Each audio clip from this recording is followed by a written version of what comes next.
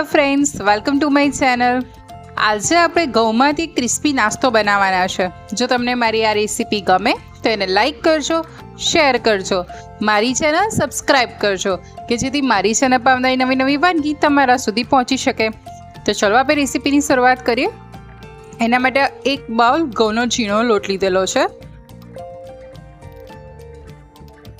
2 મોટા ટેબલસ્પૂન સૂજી લીધી છે, 3 મોટી ચમચી ગરમ કરેલું તેલ લીધું છે. તમે ઘી બી લઈ શકો છો. આ રીતે મુઠ્ઠી પડતું મોણ લેવાનું છે.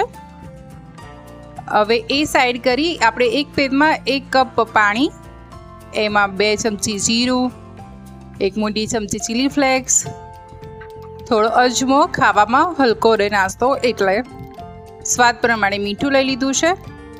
હવે બધાને સરસ મિક્સ કરી એક ઉભરો આવે ત્યાં સુધી ઉકાળી લઈશું. હવે ફ્લેમ ઓફ કરી થોડું ઠંડુ થઈ ગયા બાદ કસૂરી મેથી એડ કરીશું. ઠંડુ થઈ ગયા બાદ કસૂરી મેથી એડ કરવાથી એનો કસૂરી મેથીનો કલર જળવાઈ રહે છે. હવે આપણે એ પાણીથી કડક લોટ બાંધી દઈશું.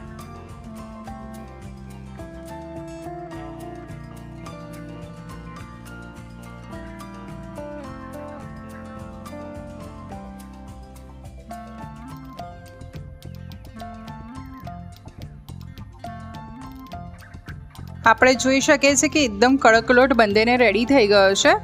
હવે આપણે મસળીને થોડો સ્ટ્રેચી કરી લઈએ કે જેથી આપણે જેવી રીતની પૂરી વણવી હોય એ રીતે આપણે ઇઝીલી વણી શકીએ એટલા માટે. તો એને 1-2 મિનિટ મસળી લઈએ.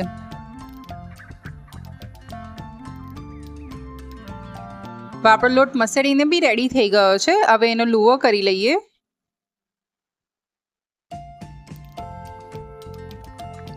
આ રીતનો લુવો લઈ લીધો છે મેં અને એને મીડિયમ થીક પૂરી વણીને રેડી કરી લઈએ.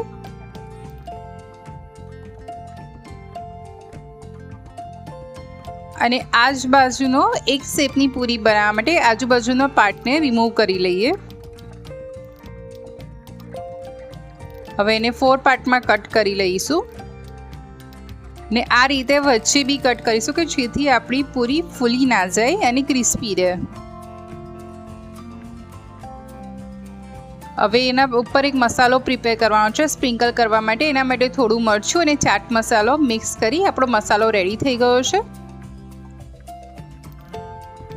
આપણું તેલ બી સરસ ગરમ થઈ ગયું છે. એક સાથે જેટલી પૂરી સમાય એટલી આપણે તેલમાં લઈ લેવાની છે. અત્યારે આપણે હાઈ ફ્લેમ રાખવાની છે ગેસની. એક વખત બધી પૂરી ઉપર આવી જાય ત્યારબાદ મીડિયમ ફ્લેમ કરી લઈશું અને મીડિયમ ફ્લેમ પર આપણા નાસ્તાને ગોલ્ડન બ્રાઉન કલર આવે ત્યાં સુધી ફેરવીને તળી લઈશું.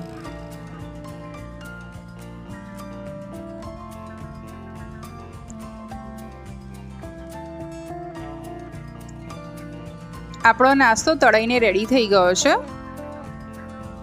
હવે એક પ્લેટમાં લઈ લઈશું.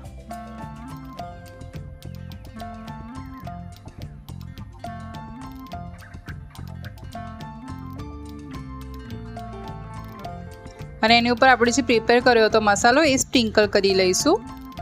તો ઘઉંમાંથી બનતો આપણો ક્રિસ્પી નાસ્તો રેડી થઈ ગયો છે. આને તમે ચા કોફી સાથે એન્જોય કરી શકો છો. તમારા ઘરે આ રેસીપી બનાવો. કેવી લાગી કોમેન્ટમાં જણાવજો. આવી બીજી રેસીપી સાથે ફરી મળીશ. આવજો. જય શ્રી